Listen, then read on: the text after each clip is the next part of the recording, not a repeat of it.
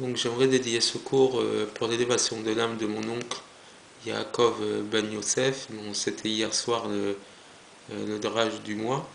Donc j'espère que tous ceux qui écouteront ce cours pourront avoir une petite pensée pour Saliyat Neshama, l'élévation de son âme. Et donc j'aimerais dans le cadre de cette paracha de Tzav évoquer aussi bien le sujet de la paracha, évoquer en même temps le Shabbat que l'on va vivre, qui est le Shabbat Agadol, le grand Shabbat, le Shabbat préparatoire à la fête de Pessah. Donc dans un premier temps, je vais expliquer et donner un commentaire sur la paracha de la semaine, paracha de Tzav, et Shabbat, on va lire donc toute la paracha de Tzav. Et l'exception fait que cette semaine, il n'y a pas de lecture particulière concernant le Shabbat Agadol. Le seul rajout que l'on fait, c'est au niveau de l'Haftara. Au lieu de lire l'Haftara, donc ce passage des prophètes inspiré de la paracha de la semaine, on va lire l'Haftara de Shabbat Agadol, qui est donc lié avec ce grand miracle que l'on va évoquer dans la suite du cours. Concernant la paracha de Tzav, la Torah nous ordonne dans notre paracha Esh Tamid Tukad al Mizbeach lo tirbe. Un feu perpétuel brûlera sur l'autel qui ne devra pas s'éteindre. C'est-à-dire que la Torah ordonne, et c'est pour ça que la paracha s'appelle Tzav, qui veut dire ordonner.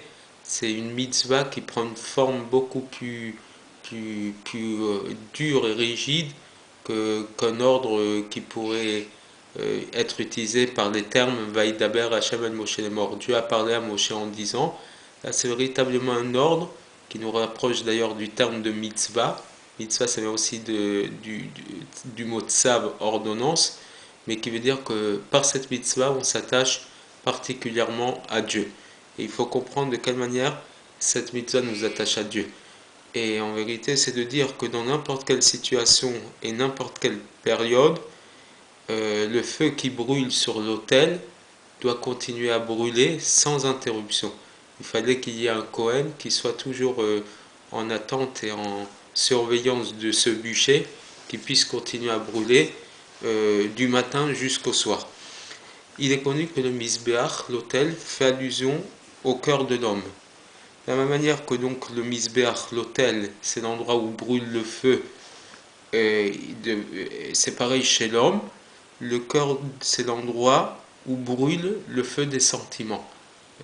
On peut avoir mal au cœur quand on a des déceptions. On a l'amour vient à partir du cœur. Dans ce sens-là, il faut voir le sens spirituel de l'ordre de notre paracha. C'est-à-dire que l'homme doit toujours faire attention, toujours se soucier que le feu d'amour pour Dieu et l'enthousiasme qu'il peut avoir au sujet de la Torah et des mitzvot soit toujours en train de brûler dans son cœur et qu'il ne s'éteigne pas, que Dieu nous préserve.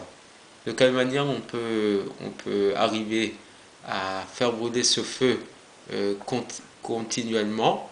On va le comprendre à travers un texte du Talmud de Jérusalem. Talmud Yerushalmi nous dit le fait que le pasouk, le verset utilise le terme de tamid, esh tamid, un feu quotidien perpétuel brûlera sur l'autel. Le Talmud de Jérusalem évoque le fait, tamid veut dire même Shabbat, tamid veut dire même dans un état d'impureté. Même quelqu'un qui serait impur, il doit toujours avoir son cœur qui est enflammé par l'enthousiasme de la Torah et des mitzvot, et même le Shabbat. Cette halakha, cette loi, donc avec ces deux parties, donc d'avoir un feu qui brûle, même le Shabbat, même en état d'impureté, nous donne des renseignements par rapport au feu d'amour, d'enthousiasme pour Dieu.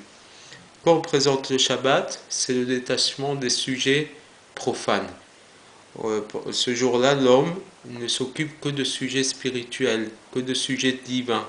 Il est complètement détaché automatiquement des sujets profanes. Il n'a pas du tout d'occupation matérielle, professionnelle. Il ne se préoccupe que de son inspiration divine, que de s'attacher à Dieu. Dans une telle situation, il pourrait penser qu'il n'a pas besoin d'être enflammé, d'avoir l'enthousiasme dans le service de Dieu, puisque de toute façon, il est occupé à des sujets spirituels, célestes, divins, il n'a pas besoin de s'enthousiasmer pour ça, puisque de toute façon, il est complètement plongé dans ces sujets-là. Alors la Torah nous dit, Tamid, quotidiennement, même Shabbat. Le feu d'enthousiasme dans le service de Dieu est une condition indispensable et obligatoire dans n'importe quelle situation et à n'importe quel niveau. Le plus haut qu'il soit, il doit quand même toujours être en enthousiasme. Et sans que ce soit dit dans le texte, on peut le comprendre à travers cette expression qui dit que le plus grand danger qui puisse prendre un homme, c'est d'être dans mitzvah tanashim melumbada. L'ordre, la mitzvah des hommes, telle qu'on leur a enseigné, la routine. Le fait de plonger dans une routine, ça enlève tout enthousiasme, ça refroidit le cœur de l'homme, et à ce moment-là, la routine peut malheureusement entraîner une perte de niveau, une perte d'enthousiasme, et on peut se commencer à cause de ça, de se détacher de Dieu. Donc même en étant en train de prier, même en étant en train d'étudier, on peut en arriver à une situation où on n'étudie qu'intellectuellement. On n'étudie pas complètement, on n'est pas plongé complètement dans l'étude, et donc le danger qui guette la personne, c'est que justement il puisse se détacher de Dieu. Donc même s'il est dans un état d'être en Shabbat, détaché des sujets matériels et complètement plongé dans la spiritualité, il risque de tomber dans cette forme de routine, et ce qui risque de le détacher de Dieu. C'est ça que le verset veut dire. Même Shabbat, même lorsque tu es dans la Torah, paradoxalement, tu es en danger. Et c'est pour ça que ce feu d'amour pour Dieu, il doit continuer à brûler à l'intérieur de soi. À l'opposé, on peut être dans la situation contraire. Des gens qui, de par leur situation spirituelle de bas niveau, ils se considèrent comme impurs. C'est le deuxième côté de la halakha, même en état d'impureté. Ils pourraient penser qu'ils n'ont aucun rapport, aucun lien avec ce feu perpétuel, ce feu quotidien, à l'amour et l'enthousiasme dans le service du Créateur. Et à eux, la Torah s'adresse en leur disant Tamid, toujours, à Filou Betouma, même en état d'impureté. C'est-à-dire que même dans une situation spirituelle très basse, on doit continuer à protéger ce feu perpétuel. Au contraire, cette chaleur juive, cet enthousiasme authentique qu'on porte à Dieu, elle doit rester.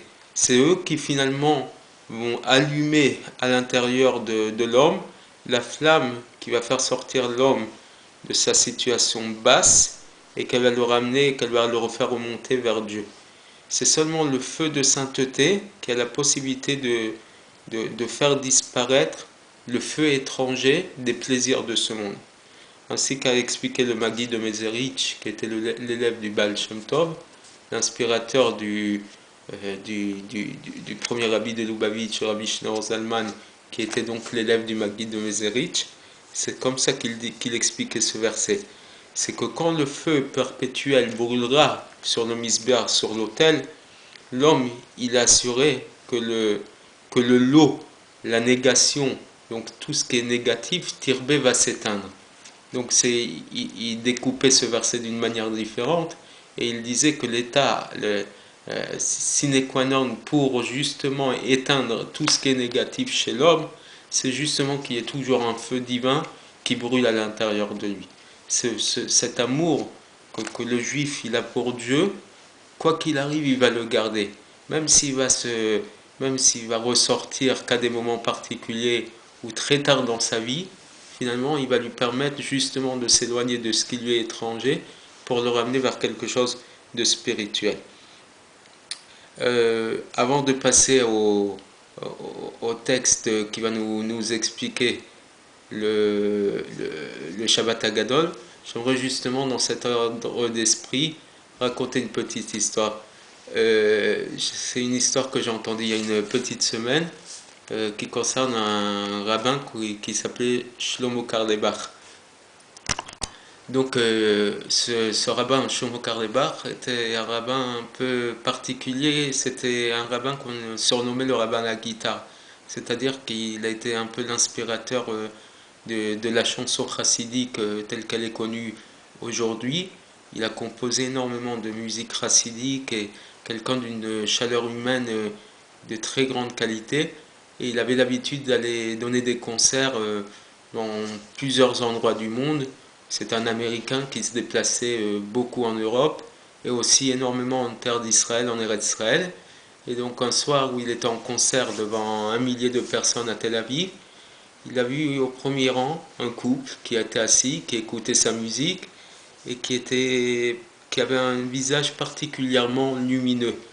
Et tout au long du concert, il faisait que regarder avec beaucoup de curiosité ce couple. Quand est venue la fin du concert, il a demandé au couple de l'accompagner jusqu'à son hôtel parce que justement il voulait un peu comprendre quelle était leur histoire. Donc au moins il leur accompagne, il leur dit vous devinez la raison pour laquelle je vous ai demandé de m'accompagner? Non. Il a dit pendant tout le concert, j'ai vu beaucoup de luminosité dans votre regard, dans votre visage, et j'aimerais connaître votre histoire. Le mari se tourne vers sa femme et lui dit après tout c'est ton histoire, raconte-lui toi-même l'histoire. Et donc la femme commence à lui raconter que toute sa jeunesse, des juifs israéliens, complètement athées. Être athée chez eux ne voulait pas dire qu'ils ne croyaient pas en Dieu, mais encore plus loin, ils croyaient que Dieu n'existait pas. Donc une forme d'athéisme très prononcée. Et donc à 19 ans, elle a rencontré son futur mari, donc son mari actuel, bien évidemment, qui était lui-même de famille, de ce genre de famille. Professionnellement, tout marchait bien. Il a ouvert un premier magasin, un deuxième magasin, un troisième magasin. Professionnellement, tout allait très bien. Simplement, il n'avait pas d'enfant. La femme avait fait une première fausse couche, une deuxième, une troisième, 8 fausses couches. Tombée enceinte une neuvième fois, et à la neuvième fois, jusqu'au 8e mois, elle sentait le bébé vivre à l'intérieur d'elle, jusqu'au jour où un matin elle s'est levée, et là elle se rend compte qu'elle ne sent plus de vie. Et là elle va en urgence chez son gynécologue, qui avec la diplomatie de quelques docteurs, après examen, lui dit mais vous ne comprenez pas madame que vous ne pourrez jamais tomber enceinte. Et là, elle sort de chez lui complètement paniquée, complètement en détresse, jusqu'au point où elle se dit elle se pose la question comment elle va préparer la lettre où elle va indiquer à son mari qu'elle va mettre fin à ses jours parce que sa vie n'a plus aucun sens. Et donc, dans le taxi de retour, elle est déjà en train de programmer ça. Et simplement en descendant du taxi, elle se rend compte pour la première fois qu'en bas de chez elle, il y a une petite synagogue de quartier. Et pour la première fois de sa vie, elle est rentrée dans cette synagogue. Elle s'est adressée à Dieu avec ses propres mots, sa propre prière. Et là, à ce moment-là, elle a une certaine sérénité qui s'est installée en elle. Et elle se dit qu'après tout, c'est peut-être une épreuve que Dieu lui met sur sa route. Et la première chose qu'elle fait lorsqu'elle arrive chez elle, c'est d'appeler une amie qu'elle n'avait pas vue depuis longtemps, qui lui avait parlé une fois des bougies de Shabbat. Et donc elle décide de l'appeler pour lui demander comment on allume les bougies de Shabbat, de quelle manière les choses se font. Donc son amie, quand elle reçoit l'appel, tout de suite elle lui propose de venir chez elle pour lui expliquer un peu comment les choses se passent. C'est un jeudi après-midi, elle arrive dans la demi-heure, elle lui explique que le lendemain à partir de 17h24, on doit allumer les bougies de Shabbat et que pendant tout le Shabbat, aucun travail ne doit être fait. Et donc cette femme, tout de suite, elle comprend un peu le sens des choses. Et d'elle-même, elle se dit, mais bon, d'un côté, allumer les bougies de Shabbat, me manger non cachère, ça n'aurait aucun sens. Donc tout de suite, elle décide de changer sa vaisselle. Et de ce pas, elle appelle son mari au boulot. Elle lui dit que dès le lendemain 17h24, il faut que les 3 magasins soient fermés un jour par semaine, le jour du Shabbat. Son mari, la connaissant farfelue, il pense qu'elle est en train de lui Et lorsqu'il arrive chez lui le soir et qu'il se rend compte que tout a changé, toute la cuisine a changé, il comprend que la menace du divorce n'est pas, n'est pas anodine, qu'elle serait prête à mettre en application les choses. Et comme il aime sa femme, bien évidemment, il commence à faire un premier Shabbat, et là un deuxième, un troisième, jusqu'à qu'il prenne plaisir. Et là, la femme, elle termine son histoire vers le Rav Karlebach en lui disant: et maintenant, j'ai 3 enfants et demi, 3 enfants vivants, et bien évidemment le quatrième qui est en gestation dans son ventre. Le Rav Karlebach finit l'histoire en disant que quelque temps après, il a raconté cette histoire dans un autre de ses concerts en Israël, et 9 mois après, il a reçu une invitation pour la nomination d'une petite fille. C'était une femme qu'il ne connaissait pas, qui avait entendu son histoire au concert, et qui lui avait dit qu'elle s'était retrouvée dans cette histoire, qu'elle-même était passée par ce même parcours-là, et que grâce à cette histoire, elle était revenue vers Dieu, et finalement qu'elle-même attendait sa première fille, et donc elle a invité le rabbin Karlebach pour remercier Hachem de l'avoir choisi comme émissaire pour cette naissance-là. Donc, comme pour dire que le feu qu'on a à l'intérieur de nous, il peut s'allumer très tard. On ne sait pas par quel chemin Dieu décide d'allumer ce feu qui brûle à l'intérieur de nous. Mais que lorsque ce premier déclic arrive, il ne faut pas l'éteindre, il faut continuer à le diriger tout le temps à l'intérieur de nous. Et de là, nous arrivons au sujet de Shabbat Hagadol. Donc Shabbat Hagadol, qui est le Shabbat qui précède la fête de Pessah, et pourquoi on appelle Hagadol le grand Shabbat, par rapport au grand miracle, le grand Ness, qui est arrivé ce Shabbat-là. Le Shabbat d'avant la sortie d'Égypte est tombé le 10 Nissan. Et ce jour-là, les Béné Israël ont reçu l'ordre de prendre dans leur maison un agneau pour l'égorger le 14 Nissan en tant que sacrifice pascal, ce qu'on appelle communément en français l'agneau pascal. Et le texte nous raconte que les premiers-nés d'Égypte, donc les aînés égyptiens qu'ils ont vu Israël prenant des agneaux dans leur maison, leur ont demandé pour quelle raison. Et ils ont entendu d'eux que Dieu allait frapper les premiers-nés, donc cette 10e plaie qui allait venir sur l'Égypte. Les premiers-nés, bien entendu, ont paniqué, ont eu très peur, et ils ont exigé de leur père et de Pharaon de renvoyer Israël. Et quand ceux-ci ont refusé, à son imam abechorot milchama vargu me'am arbe. On nous dit que donc les premiers-nés ont fait une guerre avec eux, et ils en ont tué beaucoup. Donc une guerre fratricide, et c'est ce que un des psaumes du roi David, le psaume 136, nous dit: les maké mitzrayim bifroream ki l'olam chazo. Celui qui a frappé l'Égypte par ses premiers-nés, nous lui donnons une gratitude éternelle. C'est un des psaumes que l'on dit le Shabbat matin à la synagogue dans la prière de Shacharit, et c'est aussi un des chapitres qui est repris pendant la Haggadah, à la fin de la Haggadah de Pessah. Donc il faut comprendre l'explication de ce miracle. A priori, la réaction des premiers-nés égyptiens est complètement naturelle. Ils ont tout simplement eu peur pour leur vie. Ils ont craint pour leur vie.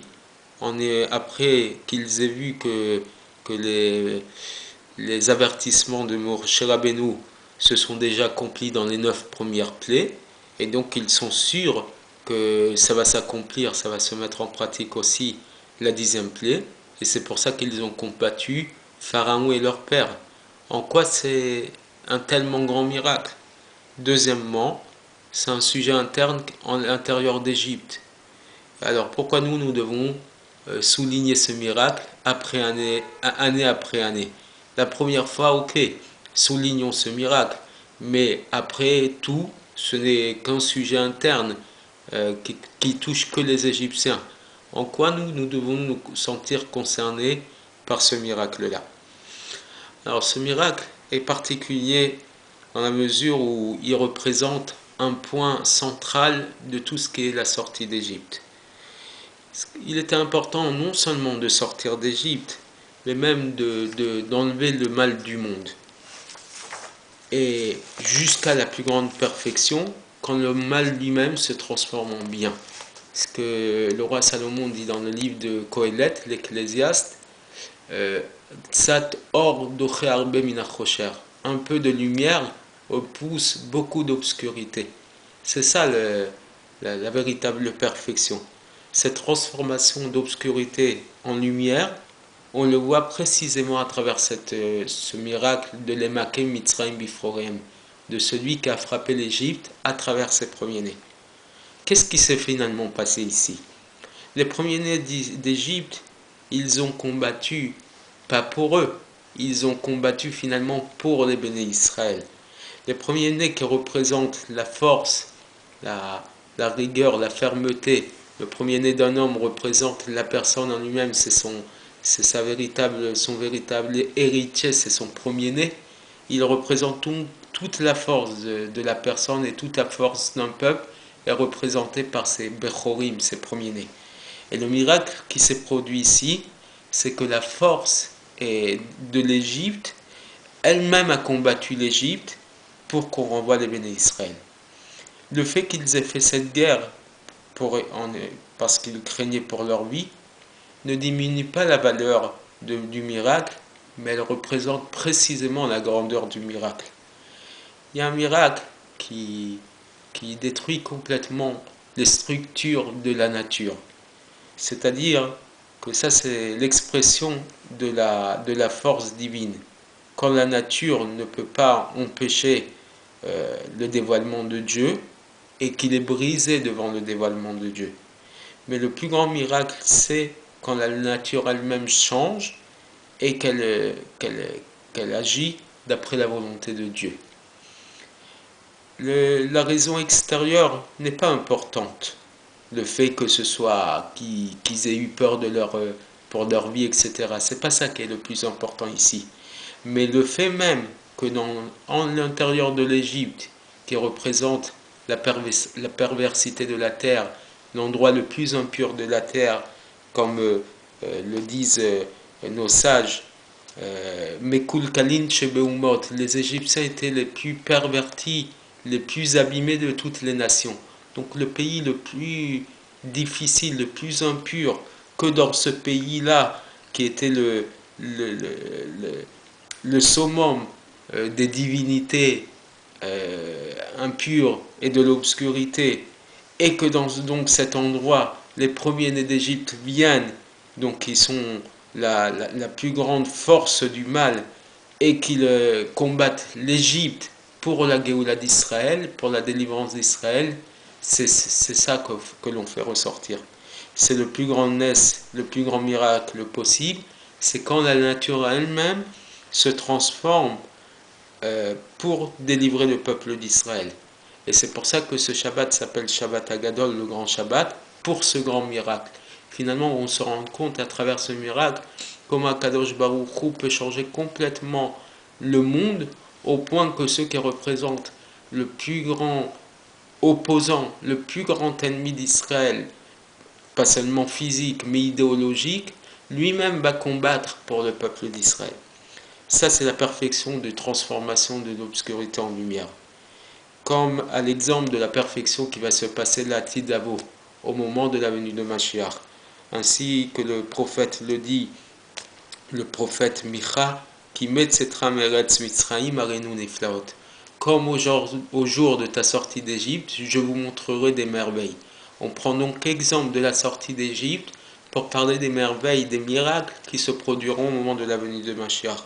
Quand le peuple d'Israël est préoccupé dans des sujets de Torah et de mitzvot, avec Messirut Nefesh, en faisant don de leur âme, en faisant don de leur corps et de leur âme. Et d'ailleurs, hier soir au drage de mon oncle, j'ai entendu un rave qui disait que, a priori, dans les 613 mitzvot, dans les 613 lois de la Torah, on n'a pas l'impression de voir une mitzvah de donner sa vie et son corps pour Dieu. Et le texte du Talmud dit que dans quel verset on voit ça. C'est un verset que l'on connaît tous normalement. le premier verset du Shema Israël, où on nous dit Ve'ahavta et Hashem Elokecha, bechol levavcha ufchol nafshecha ufchol modecha. Tu aimeras l'Éternel ton Dieu de tout ton cœur, de toute ton âme et de tous tes moyens. Ça veut dire que même si tu dois mettre fin à tes jours pour Dieu, même si tu es mis en danger de mort pour donner ta vie à Dieu, on est en capacité de le faire. Et donc, lorsque le peuple d'Israël étudie la Torah en faisant don de soi, sans être impressionné par le monde qui l'entoure, par les nations, et par les nations qui représentent idéologiquement les plus grands ennemis d'Israël, comme les béné Israël qui en Égypte ont pris cet agneau sans aucune crainte de la réaction des Égyptiens sur ça, alors qu'ils savaient pertinemment qu'une des divinités des Égyptiens c'était justement cet agneau, et donc prendre le Dieu des Égyptiens qu'on va égorger pour Dieu, on aurait dû avoir peur, on aurait dû craindre pour notre vie, et malgré tout on n'a pas eu peur, on n'a pas été impressionné, on a continué parce qu'on a reçu l'ordre de Dieu. C'est là qu'est venu le miracle, que le monde lui-même a combattu pour la délivrance d'Israël.